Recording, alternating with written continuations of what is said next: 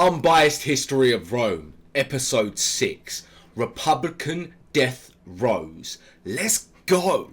If you're enjoying our content and you want to go see bonus stuff, go over to our Patreon, links in the description box down below. Like, comment, subscribe. Yeah, please. Nothing good ever lasts forever.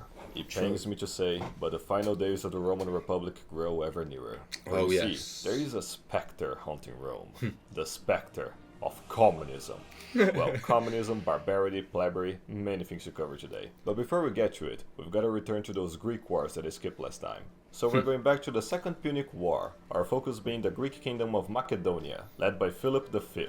He had allied himself with Carthage in the war, but was held back to a stalemate, which is why I didn't bother to mention him before. He did begin to stir up some trouble after he saw Rome civilize some of his neighbors though. After attacking them, he was quickly defeated and pushed back, thus freeing the southern Greeks from his rule. Not that they were grateful, oh far from it. Sparta immediately revolted, only to be easily crushed. Oh, what was that? They were the best warriors of the Greek world? Well, that's kinda pathetic. And here I thought that Antiochus III of the Seleucid Empire was the hot shit. I mean, just look at his empire. Look at those fucking borders.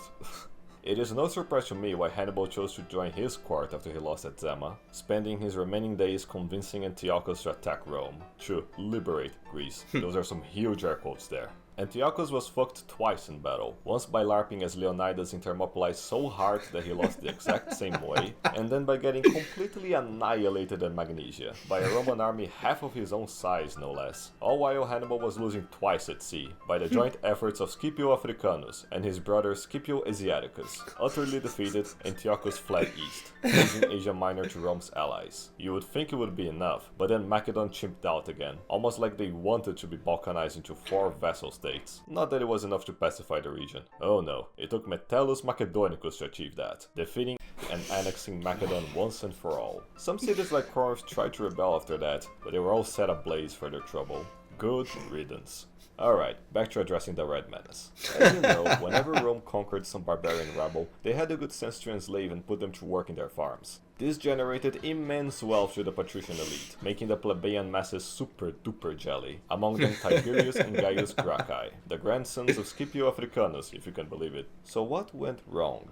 Well, their father was a pleb, consul or not. That explains it. But how did it happen? Tiberius showed promise at first, fighting beside Scipio Aemilianus in Carthage and all, but once he was sent to serve in Hispania, he partook in a great defeat, personally signing a humiliating treaty for Rome to return home alive. His cowardice was quickly pointed out by the patricians, further fueling his resentment towards them, thus further leading him to the clutches of socialist ideology, getting elected as tribune of the plebs and proposing several socialist laws. Thankfully they were all vetoed by a more enlightened tribune, whom he quickly had disposed of and harassed by his thugs. And when the king of Pergamon willed Rome to inherit his kingdom after his death, Tiberius had the gall to demand its lands to be given for free to the proletariat. For free, fucking commie. And it only got worse from here, as on the next year, while overseeing the voting process, Tiberius heard a fake rumor involving his assassination. Now scared for his life, Tiberius rose to the crowd, demanding them to give him a crown, so that, as king, he could crush the Roman Republic and bring forth the communist utopia. When the Senate heard of this treacherous shit, they immediately marched out with their weapons, ganging up on Tiberius and clubbing that filthy communist to death, later on throwing his corpse to the Tiber River along with his thugs. They later did the same with his brother Gaius, whom also fell for the communist meme. I only feel sorry for Tiberius on this one though, he didn't deserve that. But say, now that the socialists are dead, let's talk about borders. As it was around this time that Rome struck a deal with Massalia to create the Roman province of Transalpine Gaul, connecting Italy with Hispania by a road through Narbonne. Quite convenient really, given how he was rebelling at the time.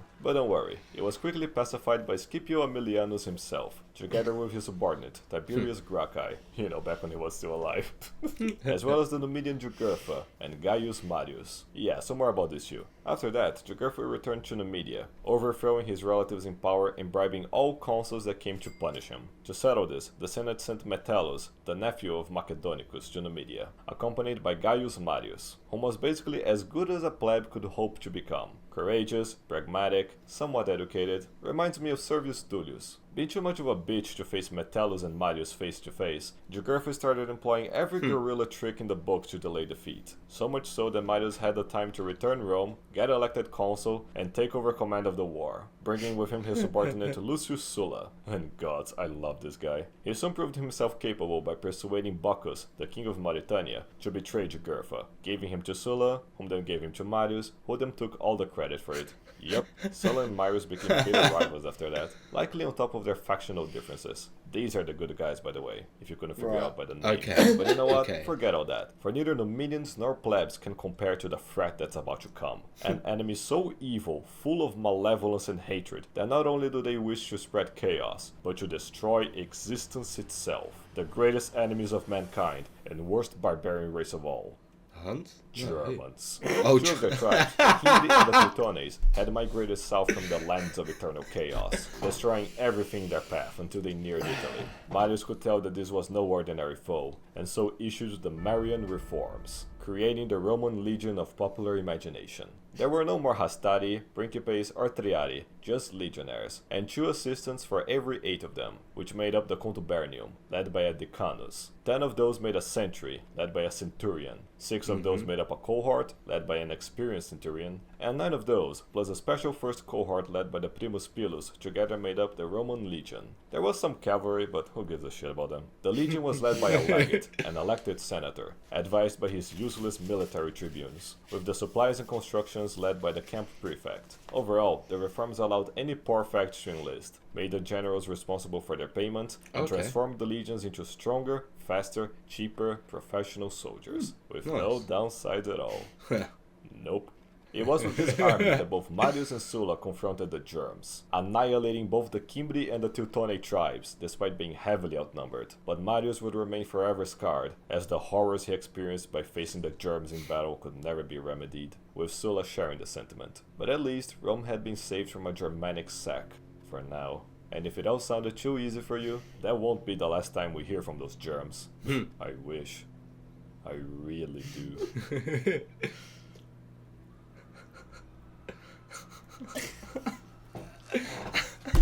Anyway, let's talk about that civil war that's going on in Italy right now. You know, the social war, when the Italians decided to collectively revolt, again, founding a new capital, printing coins that mocked Rome, getting absolutely trashed by Sulla in Asculum and Nola, and, well, I guess that's that. Sulla really hated Samnites, by the way. Well, who doesn't? As the war neared its end, Rome offered citizenship to those who surrendered, as a sign of goodwill. Let's see how long it will take for the Samnites to chimp out again. Spoiler warning, not even 5 minutes. Now a famous war hero, Sulla would get himself elected as consul, which happened to coincide with yet another Greek king starting shit in the east. So let's get back to that particular rabbit hole again. So we have this kingdom called Pontus, right? It was ruled by a guy named Mithridates, a vicious Greekoid. He began both plotting and directly fighting against all of his neighbors, especially Rome's client states like Bithynia. Rome tried to raise some local auxiliaries to stop him, but they were too weak. And after having taken control of all of Asia Minor, and I swear I'm not exaggerating, Mithridates ordered the genocide of every Roman man, woman and child in Asia. 100,000 Roman colonists were mercilessly killed and sacrificed to Moloch. In the most...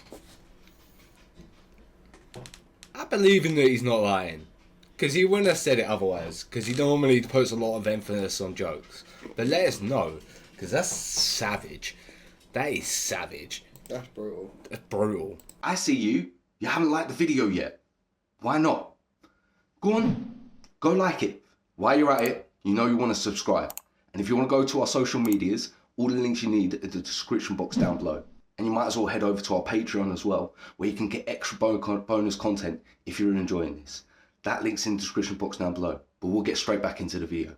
Love you guys. Most despicable act ever committed by a Greek since the sack of Troy. Needless to say that Sulla was horrified when he learned of this, preparing his legions for a campaign to avenge the fallen. But this is where Marius finally goes truly mad. He was quite old by then, you see, and combined with his PTSD and plebeian nature, he went full...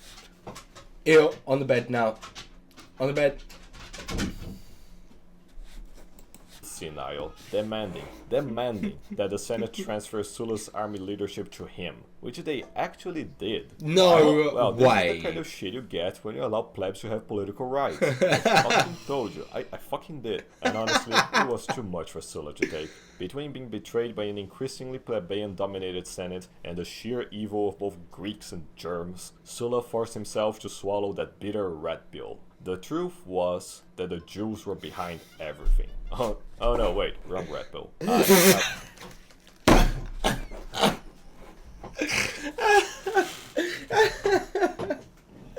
Oh, fuck's sake! God. Oh, Jesus Christ!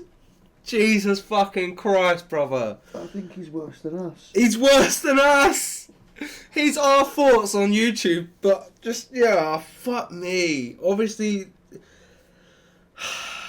that's jokes. I'm saying nothing. That's jokes. I'm saying nothing. No, that's fucking jokes. Oh my god, the people on the right are so bad. Right, okay, that's jokes. Okay. When was this? 5 years ago. Okay, you could get away with murder 5 years ago. Okay, that makes more sense. Say that now. Hung, drawn and quartered. Truth was that the Jews were behind everything. Oh no, wait, wrong red pill. Yeah, it's here. Alright, so the truth was that the Republic would soon fall if things kept going the way they were. With this in mind, Sulla, the madman, did the unthinkable, ordering his legions to march to Rome, for he would personally save the Republic. By force. Marius might have become senile by then, but he wasn't stupid, fleeing to Africa just before Sulla could arrive. He chose to be lenient, quickly lecturing the Senate, and after having restored order, Sulla returned to his invasion plans, crossing the sea and proceeding to crush Mithridates' armies twice in the battles of Chaeronea and Archimedes, and then setting Athens ablaze after that. Because fuck Greeks. Seriously, man. With his armies destroyed, Mithridates surrendered, renouncing all of his conquests in Asia. It was only to buy time though. Once a barbarian, always a barbarian. But once a pleb, always a pleb too. For Marius used this time to raise his own legions on Africa, marching on Rome and killing every optimates he could find, forcing the Senate to elect Cinna and himself consuls, for the 7th time, only for him to die like 3 weeks later. So much for that. Cinna would later be killed by his troops to try and curry favor with Sulla, which just didn't work. He was too pissed for that. What happens later is just hilarious. The Senate appointed a total of 4 consuls to try and stop Sulla. The first was Asiaticus' son, whose army defected him. The second was Nurbanus, whom only raised recruits, against Sulla's veteran armies. Very shitty plan. And the other 2 were Carbo and Marius' son, whom Sulla would defeat easily with the help from his 2 supporters, Pompey and Crassus. Ah man, the next episode is gonna be so fucking fun to edit. Top it all off, 20,000 Samnites showed up as a final opposition to Sulla, whom he happily had all